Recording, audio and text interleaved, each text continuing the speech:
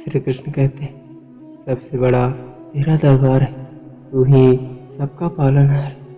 सजा दे या माफी दे प्रभु, तू ही हमारे जीवन का सरकार है। जैसे तेल समाप्त हो जाने पर दीपक बुझ जाता है, ठीक उसी प्रकार कर्म के क्षीण हो जाने पर भाग्य भी नष्ट हो जाता है। समय कभी एक जैसा नहीं रहता। आज यदि बुरा चल रहा है तो कल अवश्य अच्छा आएगा, और अच्छे के साथ बुरा भी आना स्वाभाविक है। जिन्होंने आपको कष्ट दिया है, कष्ट तो उन्हें भी मिलेगा, और यदि आप भाग्यशाली हुए तो ईश्वर आपको यह देखने का अवसर भी देगा। चमत्कार उन्हीं के साथ होता है जिनके मन में विश्वास होता है।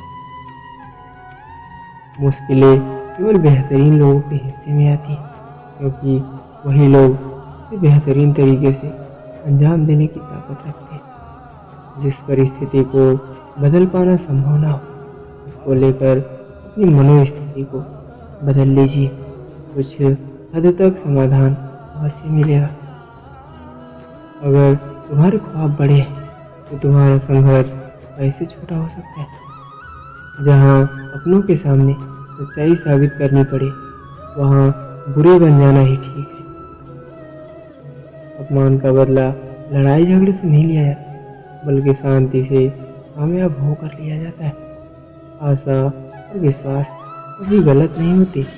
यह हम पर निर्भर करता है कि हमने आशा किससे रखी और विश्वास किस पर किया।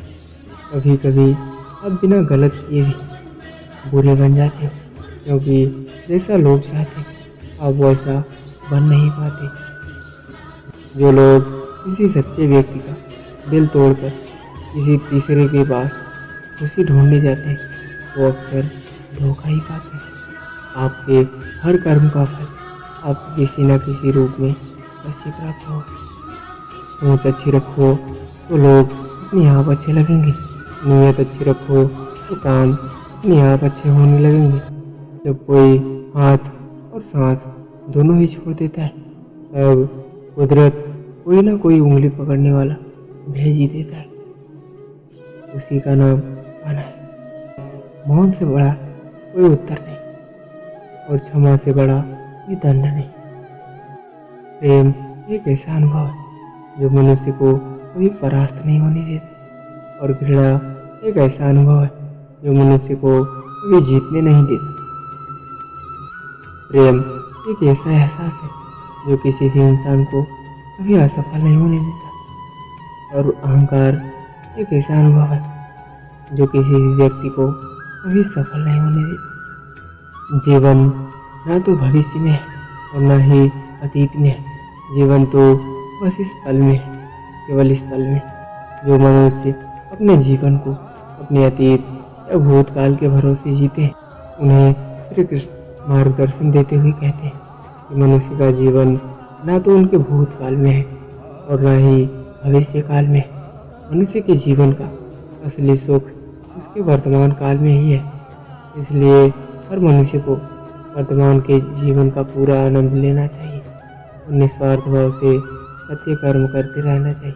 राधा ने श्री कृष्ण से पूछा, प्रेम का असली मतलब क्या होता है? श्री कृष्ण ने हंसकर कहा, जहाँ मतलब होता है वहाँ प्रेम ही कहाँ होता है। श्री कृष्ण कहते हैं कि जिस प्रेम के रिश्ते में स्वार्थ, अहंकार और मतलब होता है, वह रिश्ता प्रेम का रिश्ता कभी नहीं कहलाता, क्योंकि प्रेम का रिश्ता निस्वार्थ होता है। यानी प्रेम के रिश्ते में कोई स्वार्थ नहीं होता। राधा कृष्ण का मिलना तो ऐसे बहाना था, दुनिया को प्रेम का सही मतलब समझाना था। श्री कृष्ण और राधा दोनों ने ही इस पृथ्वी पर इस विशेष कार्य को पूर्ण करने के लिए अवतार लिए थे। इन दोनों का मिलना और मिलकर बिछड़ जाना इस प्रक्रिया मात्र थी जो पहले से निश्चित थी, और इस प्रक्रिया के माध्यम से प्रेम के वास्तविक रूप को इस संसार को समझाया। जीवन में आधे दुख इस कारण जन्म लेते हैं क्योंकि हमारी आशाएं बड़ी होती हैं। इन आशाओं का त्याग करके देखो, जीवन में सुख ही सुख है। मनुष्य के जीवन के दुखों का मुख्य कारण उसके सुख की आशाएं और इच्छाएं होती हैं। मनुष्य की इच्छाएं काफ़ी प्रबल होती और जब मनुष्य की इच्छा के अनुरूप कार्य नहीं होता तो उसका मन दुखी हो जाता है। अगर मनुष्य अपनी इच्छाओं का त्याग करे तो उसके जीवन में सुख के अलावा और कुछ भी नहीं होगा। प्रेम और आस्था दोनों पर किसी का जोर नहीं। ये मन जहाँ लग जाए वहीं ईश्वर नजर आता है। हमारे मन की आस्था और प्रेम एक ऐसी शक्ति है जिस पर हमारा खुद का नियंत्रण होता है और हमारी आस्था और प्रेम जिस चीज़ में भी लग जाए उसी चीज़ में हमें श्री कृष्ण का दर्शन हो जाते हैं, क्योंकि श्री कृष्ण का वास संसार के कण कण में है। अहंकार करने पर इंसान की प्रतिष्ठा, वंश, वैभव तीनों नष्ट हो जाते हैं। जिस मनुष्य के मन में अहंकार वास करता है उस मनुष्य के जीवन में उसकी प्रतिष्ठा, उसका वंश, उसका वैभव तीनों समाप्त होते चले जाते हैं। अहंकार मत कर। किसी को कुछ भी देकर क्या पता वो दे रहा है या पिछले जन्म का कर्जा चुका रहा है। जीवन में कभी भी दान देते समय मनुष्य को अहंकार नहीं करना चाहिए, क्योंकि हो सकता है जिसे वो दान दे रहा हो उसे दान देकर वो अपने पिछले जन्म का कर्जा चुका रहा हो। बुरे कर्म करने नहीं पड़ते, हो जाते, और अच्छे कर्म होते नहीं, करने पड़ते। मनुष्य को बुरे कर्म करने की आवश्यकता नहीं होती, बुरे कर्म खुद ही हो जाते और अच्छे कर्म खुद से नहीं होते।